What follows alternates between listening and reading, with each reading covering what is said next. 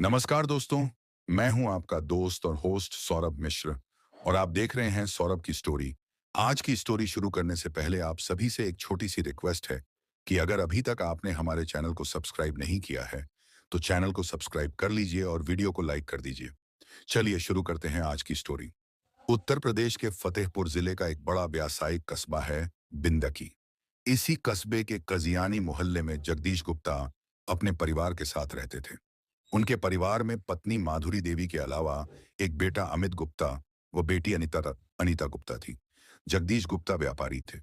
उपजाऊ जमीन भी उनके पास थी, जिससे उनकी आर्थिक स्थिति मजबूत थी। कस्बे में वह प्रतिष्ठित व्यवसायी थे। धर्म कर्म में भी उनकी रुचि थी और असहाय लोगों की मदद भी करते रहते थे। जगदीश गुप्ता ने बड़ी बेटी अनीता का विवाह संपन्न घर में कर दिया, लेकिन दुर्भाग्यवश वह शादी के कुछ सालों बाद ही विधवा हो गई। तब वह दो बच्चों के साथ मायके में आकर ही रहने लगी थी। जगदीश व उनकी पत्नी माधुरी देवी उसका पूरा खर्च उठाती थी। उसे किसी चीज की कमी नहीं होने देते थे। जगदीश कुमार का बेटा अमित कुमार तेज दिमाग का था। वह पढ़ लिखकर पिता के व्यवसाय में हाथ बटाने लगा। बेटे के साथ देने पर जगदीश कुमार का व्यवसाय और भी बढ़ गया। उधार की रकम वसूलने के लिए अब अमित कुमार ही जाने लगा। एक रोज अमित बाइक से तगादे पर जा रहा था। तभी स्टेशन रोड पर खड़ी एक युवती ने उसे रुकने का इशारा किया। उस खूबसूरत युवती को देखकर अमित ने अपनी बाइक रोक दी। युवती बोली, मेरा नाम पूनम कुशवाहा है। मैं कॉलेज में पढ़ती हूँ। काफी देर से ऑटो का इंतजार कर रही हूँ, लेकिन कोई ऑटो वाला इधर से आ ही नहीं रहा है। आप मुझे कॉलेज तक छोड़ देंगे तो बड़ी मेहरबानी होगी। ठीक है, बैठिए, कहकर अमित ने पूनम को बाइक पर बिठा लिया और उसके कॉलेज की तरफ चल पड़ा। स्टेशन रोड से कॉलेज तक वह उससे बातें करती रही। 1 मिनट के लिए भी उसका मुंह बंद नहीं हुआ। जिस तरह वह उससे मुस्कुरा मुस्कुरा कर बातें कर रही थी, उससे अमित बहुत प्रभावित हुआ। बाइक चलाते चलाते वह सामने लगे मिरर में उसका चेहरा देखते हुए उसकी बातों का जवाब देता रहा। बातों बातों में उसने पूनम का मोबाइल नंबर ले लिया। पूनम से हुई पहली वो मुलाकात में ही अमित जैसे उसका दीवाना हो गया। उसका फोन नंबर तो उसके पास था ही, इसलिए जब भी उसका मन करता फोन पर बातें कर लेता। पूनम को भी अमित से बातें करना अच्छा लगता था। धीरे धीरे उन दोनों के बीच दोस्ती हो गई। यही दोस्ती बाद में प्यार में बदल गई। दोनों ही एक दूसरे को चाहने लगे। पूनम के पिता नरेश कुशवाहा बिंदकी कस्बे में ही रहते थे।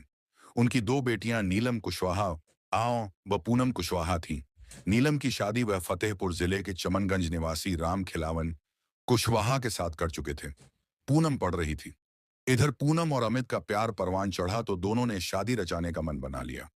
दोनों के घर वालों को शादी करने की बात पता चली तो उनके पैरों तले से जैसे जमीन खिसक गई। जगदीश गुप्ता रसूखदार व्यक्ति थे। वह बेटे की शादी बड़ी धूमधाम से किसी व्यापारी घराने की लड़की से करना चाहते थे।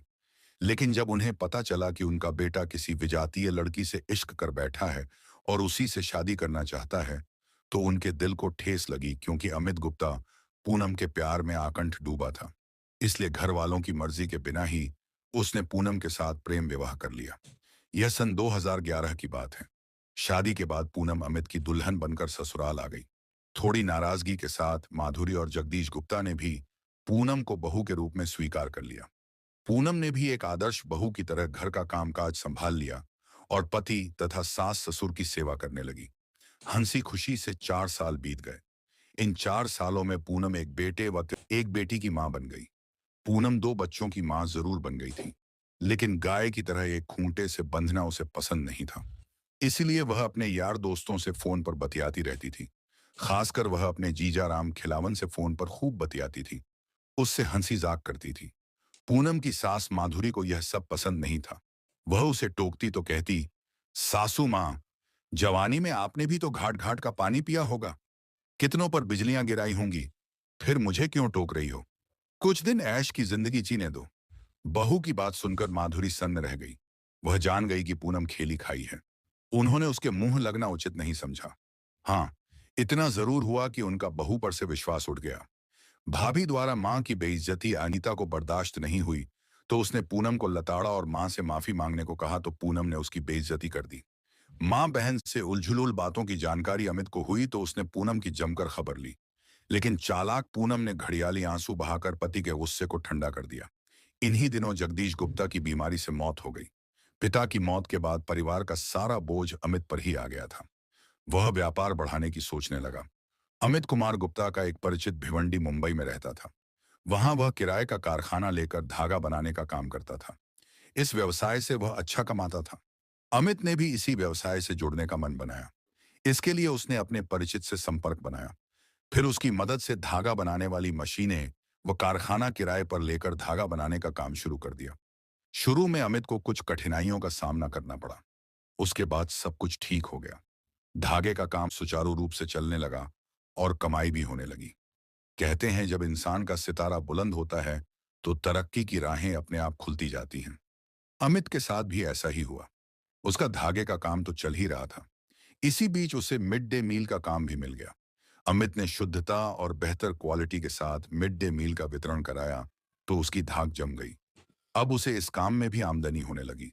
इधर अमित मुंबई गया तो पूनम को आजादी के पंख लग गए। उसका जीजा राम खेलावन भी अब उसकी ससुराल आने लगा था। उन दोनों के जिस्मानी संबंध भी बन गए। राम खेलावन का आना जाना पूनम की ससुराल में बढ़ा तो पूनम की सास माधुरी के कान खड़े हुए। उन्होंने फोन पर अमित से बात की और बहू व बच्चों को मुंबई अपने साथ ले जाने की सलाह दी। अमित मां का इशारा समझ चुका था। वह पूनम व बच्चों को अपने साथ मुंबई ले आया। मुंबई आकर पूनम कुछ महीने तक पति के साथ खुश रही। उसके बाद फिर से उसे जीजा की याद सताने लगी, क्योंकि राम खेलावन भी साली के इश्क में अंधा था। सो पत्नी से बहाना कर वह मुंबई पहुंच गया। पूनम उसे देखकर चहक उठी। अमित भी साड़ू को आया देखकर खुश हुआ, लेकिन मन में फांस भी चुभा कि वह साली से मिलने इतना लंबा सफर करा गया। पूनम और राम खेलावन जब हंसते बतियाते तो अमित विरोध नहीं करता। अमित ने कई बार पूनम को उसकी हरकतों के लिए आगाह किया, किंतु वह हर बार अमित को अपनी लगी लपटी बातों से फुसला लेती। अमित खून का घूंट पीकर दिन काट रहा था, लेकिन पूनम पर अमित की इन बातों का कोई असर नहीं हुआ। एक रोज अमित गुप्ता कारखाने से थका हारा घर लौटा। उसने घर के भीतर कदम रखा तो वह हैरान रह गया। भरी दोपहर में पूनम और राम खिलावन रंगरलियां मना रहे थे। कमरे का दरवाजा भीतर से बंद था। अमित के तन बदन में आग सी लग गई। उसने उसी समय पूनम को भला बुरा कहा और पिटाई भी कर दी। उसने साढ़ू राम खिलावन को भी खूब लताड़ा और उसी समय घर से भगा दिया। इसके बाद जीजा से नाजायज रिश्तों को लेकर अमित व पूनम में तकरार व मारपीट होने लगी। जिस दिन अमित पूनम को जीजा से फोन पर बतियाते सुन लेता, उस दिन वह उसकी पिटाई कर देता। कई बार तो वह गुस्से में पूनम का मोबाइल फोन भी तोड़कर फेंक चुका था। घर में कलह शुरू हुई तो पति पत्नी के रिश्तों में भी दरार पड़ गई। अब वे दोनों हफ्तों एक दूसरे से बात नहीं करते थे। बच्चे भी सहमे सहमे रहते। अमित का लगाव अब पत्नी से कम हो गया था। महीनों उनका शारीरिक मिलन नहीं होता था। अमित को जब पत्नी से नफरत हो गई तो उसका मन भटकने लगा। वह अपने घर बिंदकी जल्दी जल्दी आने लगा। घर आते जाते ही उसके मधुर संबंध परिवार की एक सजातीय महिला से बन गए।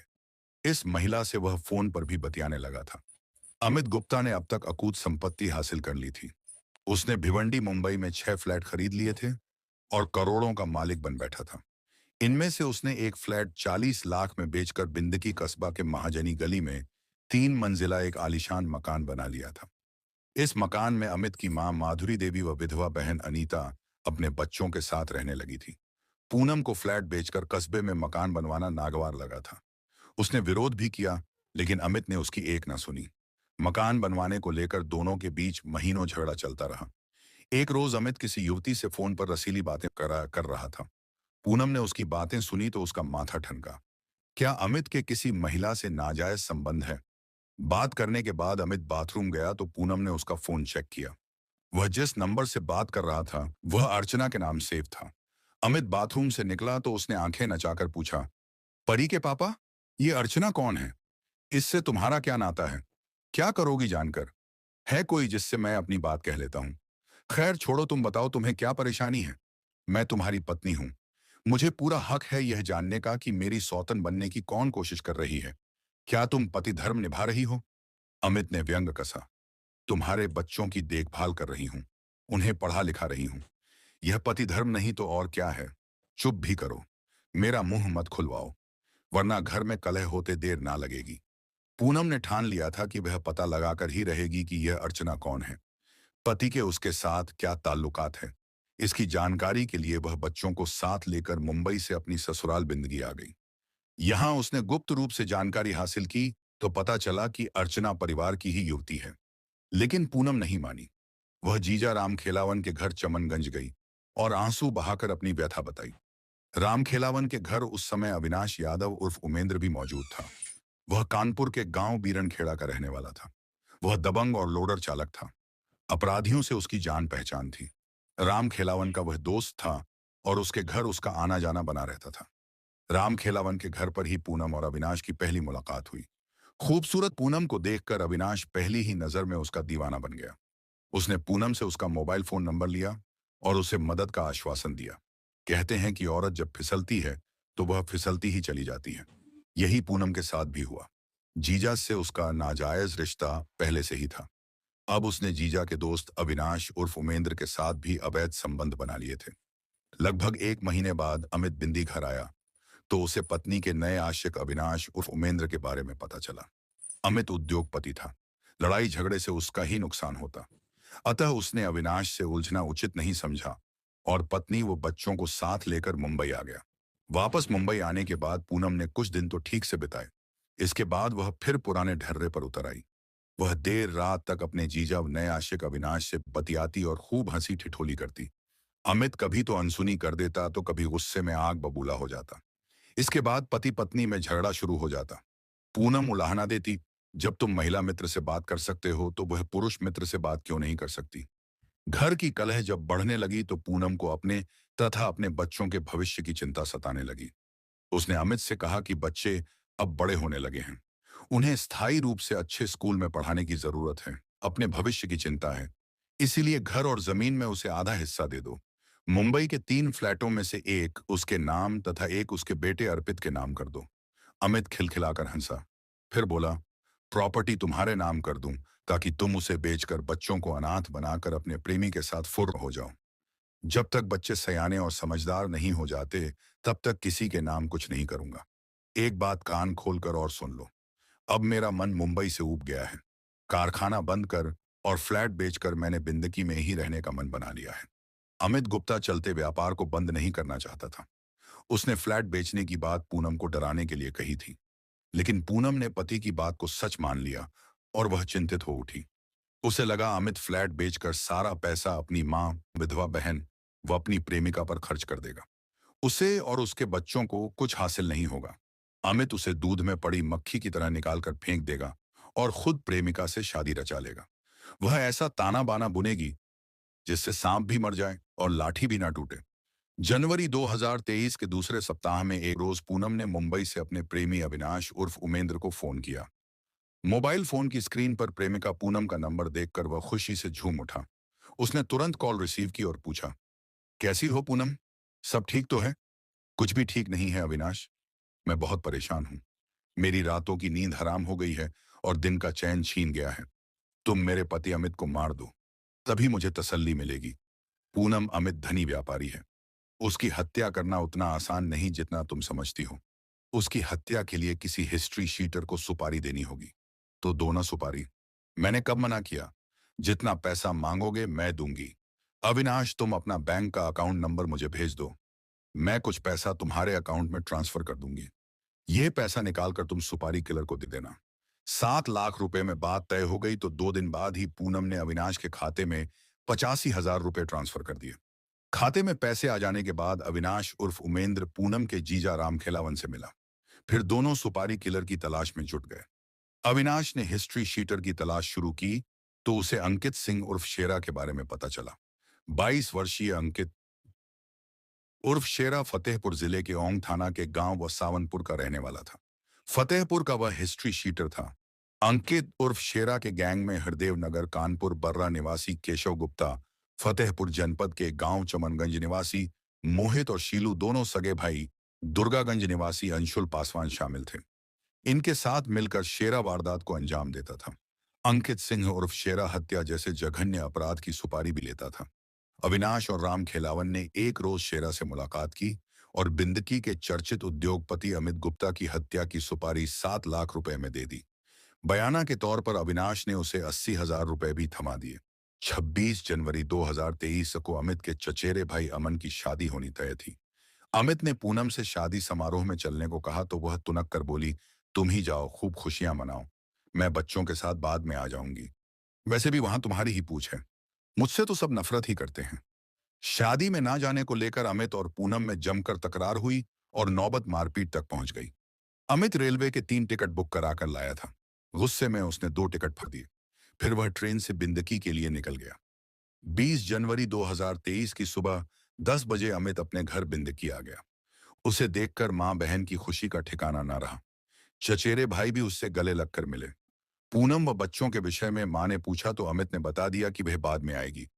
इधर अमित की पिटाई से पूनम के मन में अमित के प्रति नफरत और भड़क गई थी। उसने अपने प्रेमी अविनाश व जीजा राम खिलावन से मोबाइल फोन पर बात की और बताया कि अमित बिंदकी पहुंच चुका है। 29 जनवरी की सुबह वह भी बच्चों के साथ बिंदकी आ जाएगी। 29 जनवरी की रात ही अमित का काम तमाम करना है।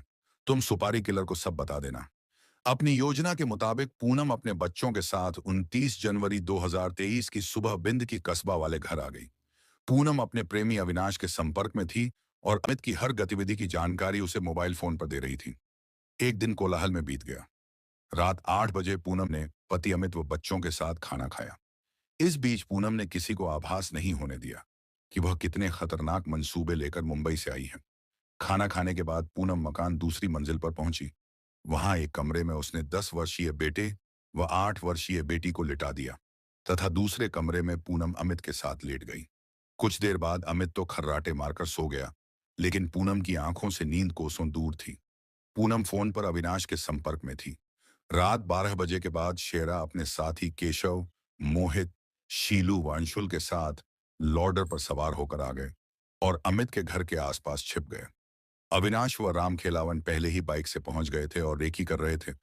रात 1 बजे पूनम दूसरी मंजिल से उतरकर नीचे आई। उसने मुख्य दरवाजा धीरे से खोलकर अपने जीजा राम खेलावन व प्रेमी अविनाश को घर के अंदर कर लिया। अविनाश ने फोन कर सुपारी किलर अंकित उर्फ शेरा तथा उसके साथियों को भी घर के अंदर बुला लिया। फिर सधे कदमों से सभी दूसरी मंजिल पर पहुंच गए, जहां अमित गहरी नींद सो रहा था। अंकित सिंह उर्फ शेरा ने अपने बैग से लोहे का छोटा सबल निकाला और अमित के सिर पर भरपूर वार किया। अमित चीख ना सके इसलिए मोहित, अंशुल ने उसका मुंह दबोच लिया और शीलू तथा अविनाश ने पैर दबोच लिए। पूनम पति की छाती पर सवार हो गई। शेरा ने जहां अमित के सिर पर कई प्रहार किए, वहीं केशव ने नुकीली चीज से अमित का गला छेद डाला।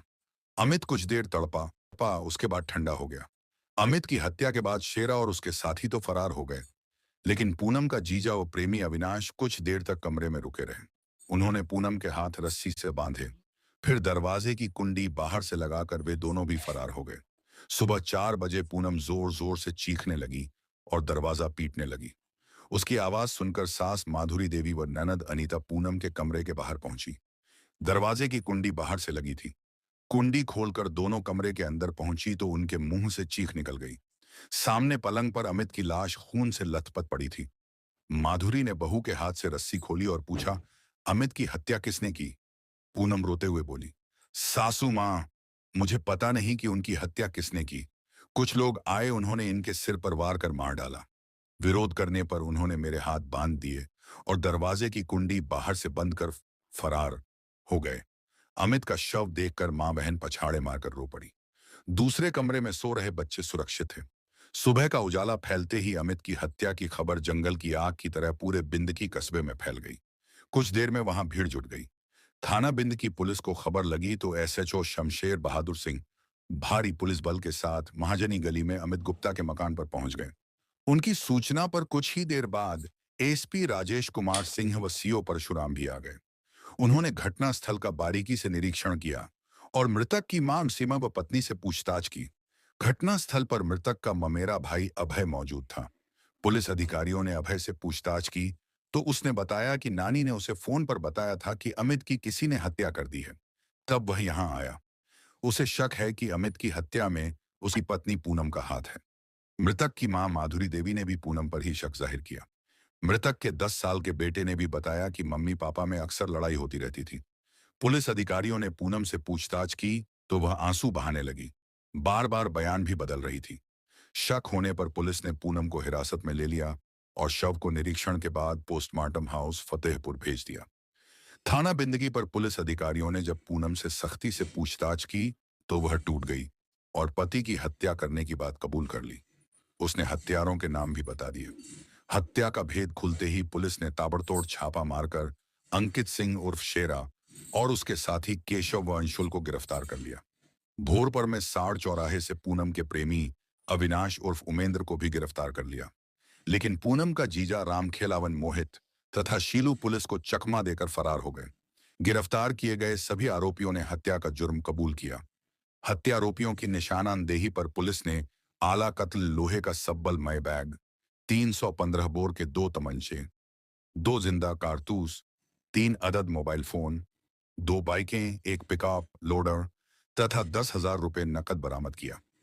अमित हत्याकांड का खुलासा होते ही एसएसपी राजेश कुमार सिंह ने पुलिस लाइन में प्रेस वार्ता की और केस की पूरी जानकारी दी। एसएओ शमशेर बहादुर सिंह ने मृतक की मां माधुरी देवी को वादी बनाकर धारा 302 आईपीसी के तहत पूनम, अविनाश उर्फ उमेंद्र, रामखेलावन, अंकित सिंह उर्फ शेरा, मोहित, अंशुल, केशव व शीलू के खिलाफ रिपोर्ट दर्ज कर ली। 3 फरवरी 2023 को सभी आरोपियों को फतेहपुर की जिला अदालत में पेश किया गया, जहां से उन्हें जेल भेज दिया गया। इसके बाद शीलू, मोहित व राम खिलावन फरार थे। पुलिस उनको तलाश रही थी। मृतक के दोनों बच्चे अपनी दादी के संरक्षण में थे। दोस्तों, इस कहानी को सुनाने का हमारा उद्देश्य किसी की भावनाओं को आहत करना, किसी को ठेस पहुंचाना या परेशान करना बिल्कुल नहीं था। हमारा उद्देश्य केवल आपको जागरूक करना, सचेत करना और सतर्क रहने के लिए प्रेरित करना है। दोस्तों, यह स्टोरी आपको कैसी लगी? इस पूरी घटना के बारे में आपकी क्या राय है? कमेंट बॉक्स में जरूर बताएं। धन्यवाद।